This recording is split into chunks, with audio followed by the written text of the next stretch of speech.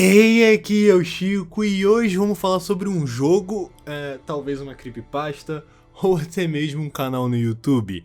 Eu sei, tá bem confuso, mas vamos por partes. Hoje nós vamos falar sobre Catastrophe Crown, um jogo de Nintendo 64 criado pelo youtuber Adam Butcher. E talvez este seja um dos maiores projetos de terror já criados aqui no YouTube. E o melhor disso tudo é que quando acabar esse vídeo você vai poder jogar esse jogo e participar da comunidade de pessoas que tentam desvendar o mistério que há por trás dessa obra. Mas eu tenho que fazer aquela clássica pergunta pra vocês. Vocês estão prontos? Então vem com o Chico. Para podermos entender os mistérios desse jogo, nós precisamos ir para trás para poder entender a produção desse game. Tudo começa nos anos 90 com o lançamento do Nintendo 64, onde Manfred Lawrence, um desenvolvedor de jogos que é muito perfeccionista, decide criar uma grande empresa de jogos chamada Optus Interactive, onde a empresa foi destinada a produzir o jogo Catastrophe Crown 64, um jogo que estava sendo muito hypado pelas revistas de jogos na época e diziam até, sério, tinham a audácia de dizer que provavelmente esse jogo iria superar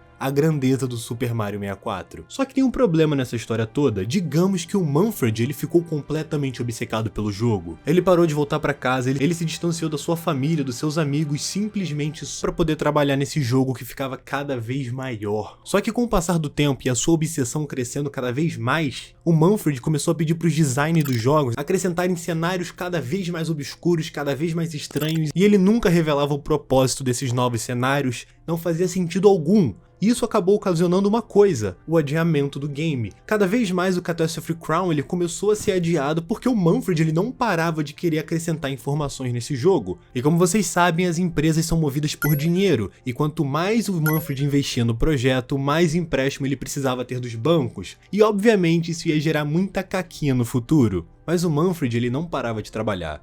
Nem mesmo quando a sua filha sofreu um grave acidente, ele parou o projeto para poder ajudar ela, para poder cuidar dela, para poder ficar com a própria filha. Ele cagou pra ela. Só que incrivelmente, mesmo com uma equipe inteira dedicada obsessantemente à produção desse projeto, esse game nunca saiu e a era do Nintendo 64 acabou. Só que como eu falei, o Manfred ele começou a acrescentar coisas bizarras dentro do jogo, e os jogadores do beta eles começaram a encontrar essas coisas misteriosas, mesmo a sua equipe pedindo pro Manfred finalmente lançar o jogo, porque cara, na altura do campeonato eles só estavam perdendo dinheiro, mas o lunático do Manfred ele não queria saber. Chegou um ponto da equipe tentar sacudir o Manfred e fazer ele pensar, pensa nos jogadores e não pensa em você. E vocês querem saber o que o Manfred respondeu para a própria equipe? O Manfred diz que o jogador se foi. Tá, essa frase foi bem estranha. Chegou o ponto em que os bancos tiveram que ir atrás do Manfred, porque, bom, não dá pra você sair gastando dinheiro adoidado sem você pagar o preço alto por tudo. E quando os banqueiros chegaram lá na empresa, eles não encontraram nada.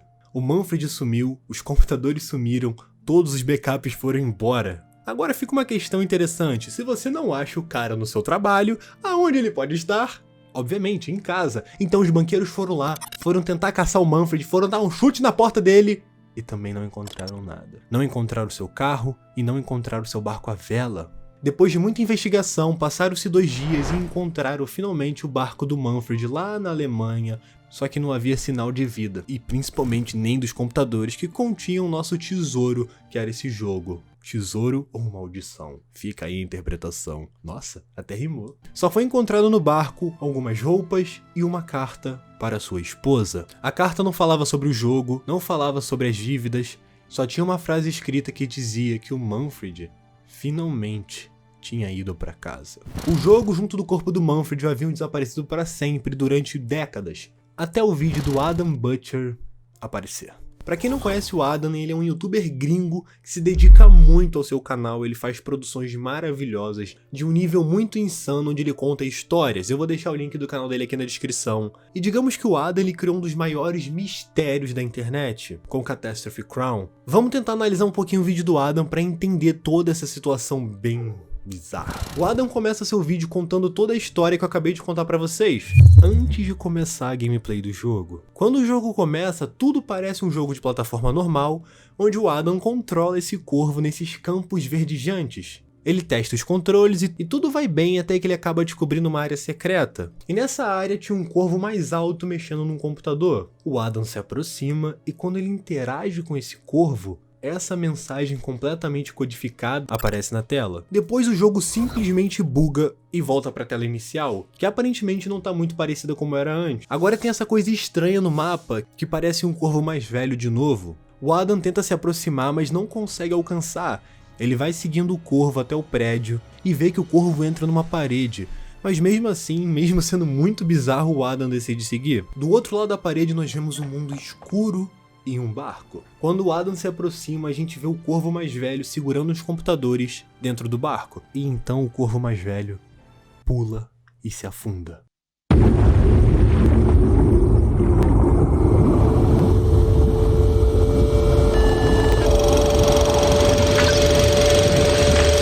Mas o Adam não quer que isso aconteça, ele pula, vai atrás do corvo e acaba caindo numa floresta com árvores muito altas. Sendo coberto por uma névoa muito densa no mapa, ele encontra o corvo mais velho chorando de frente para um túmulo que tá escrito Corvo. E a lápide nada mais é do que um cartucho de Nintendo 64. O telefone toca, o jogo quebra, a tela começa a tremer e muda o cenário para essa coisa bizarra. E dois esqueletos humanos, eu não sei dizer exatamente o que é. Sei lá, olha esses bichos e eles estão tentando levar o corvo embora, até que a tela escurece. E novamente voltamos para o mapa inicial, mas ele está completamente destruído por bugs. Exceto por uma casa onde o Adam entra, o seu personagem passa a parecer um pouco mais com o corvo mais velho no momento, com óculos e apresentando um olhar mais triste. A gente anda pelo corredor da casa até que encontramos um quarto de uma criança, onde vemos um corvo sem cabeça sendo mantido por aparelhos médicos. Porém, do nada, o quarto começa a ser inundado e monstros levam o corvo doente embora e o vídeo termina. Brother, que parada bizarra! Vocês lembram que eu disse que o Adam Butcher ele se dedica em cada vídeo que ele faz? Olha, isso aqui é só o começo.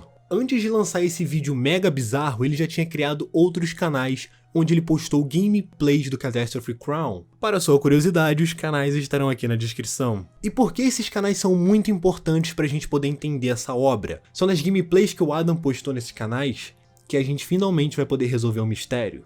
Lembra da mensagem da tela que aparece quando o Adam interage com aquele corvo que estava mexendo nos computadores?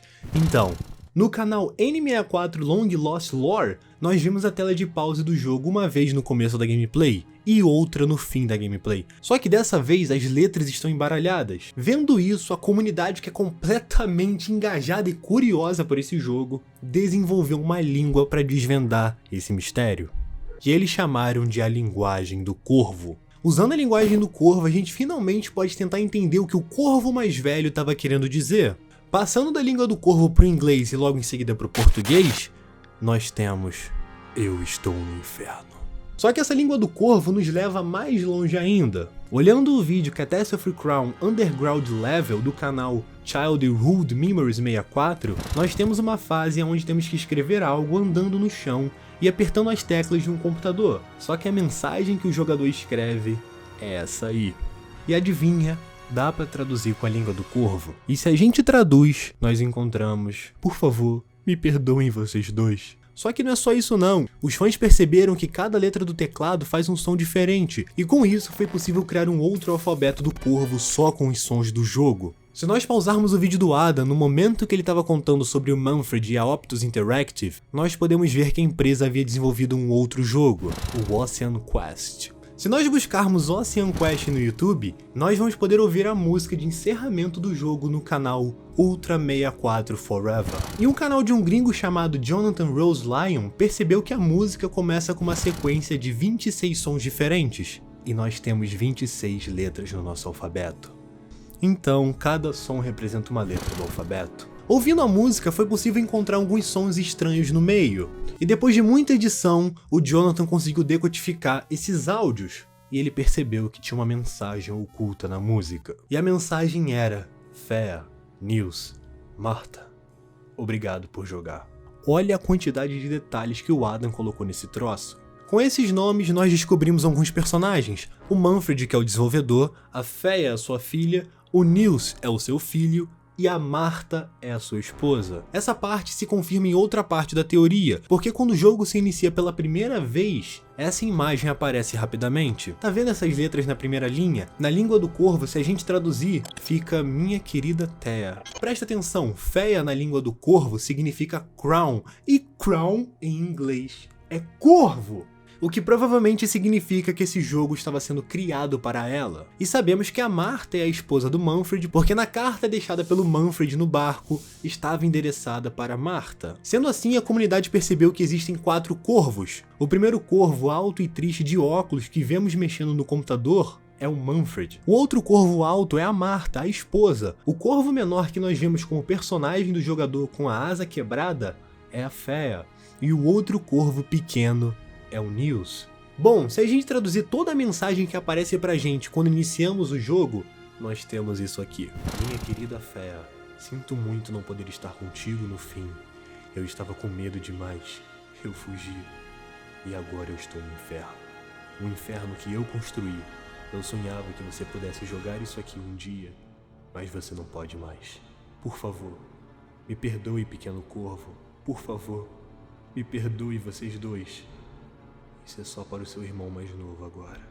Agora, se você prestar atenção nas letras mais fortes que temos aqui, e se a gente isolá-las, nós temos querido Nils. O jogo deixou de ser para Thea e passou a ser para o Nils. No vídeo Forest Level do canal N64 Excavation Man, nós temos 2 tabelas, uma alfabética e uma numérica. Vocês lembram da carta da Martha?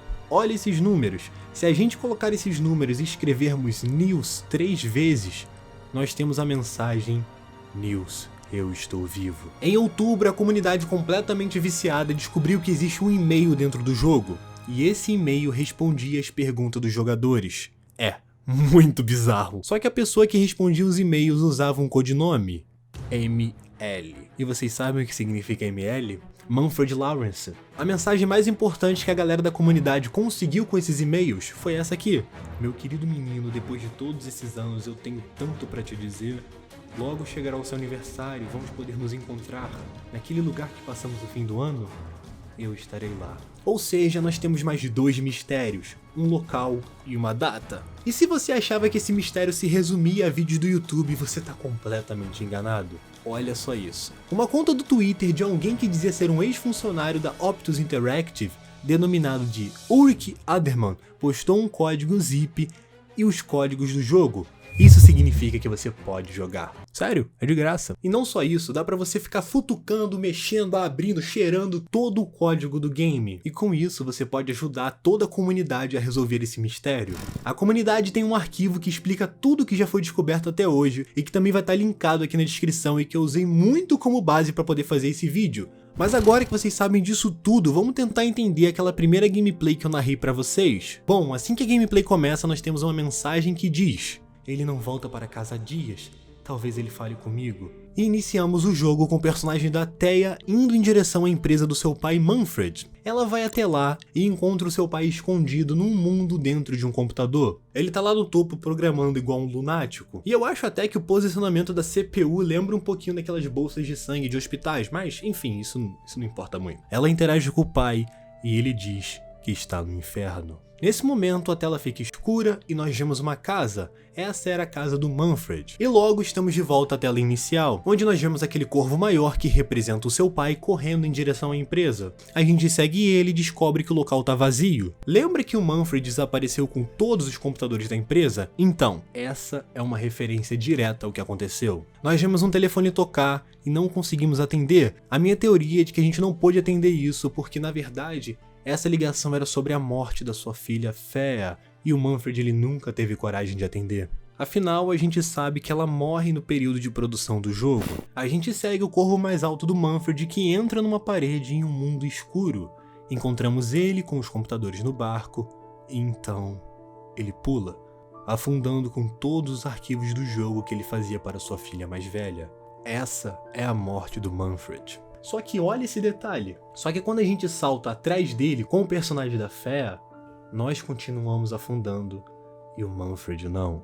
Quando chegamos à floresta com aquela névoa, nós vemos até um túmulo. O túmulo é um cartucho de Nintendo 64 com o nome Corvo. E vocês lembram que na língua do corvo, a palavra corvo, ou melhor dizendo crown, significa Thea. O jogador que controla a Thea está assistindo o próprio enterro. Ao lado da cova nós temos um corvo maior chorando, a Marta, onde ela lamenta a morte da sua filha. Quando a gente tenta interagir com a mãe, nós vemos uma caixa de diálogo completamente vazia, porque ela não pode nos ver, porque a gente tá morto ali, a gente é meio que um fantasma. Ouvimos o barulho do telefone tocar e lembramos da ausência do Manfred. Quando descemos as escadas, o jogo quebra. O personagem da Féia aparece no chão tremendo e 2 personagens a levam. A minha interpretação é que nesse momento a Féia se acidenta, ela cai da escada, acaba batendo a cabeça, a tela escurece e vemos a casa novamente, e voltamos para a tela inicial. Mas agora a gente não tá jogando com a Féia, mas sim com o Manfred. Ele tá lá sozinho na tela inicial de um mundo que estava construindo para sua filha, um mundo que agora está caindo em pedaços.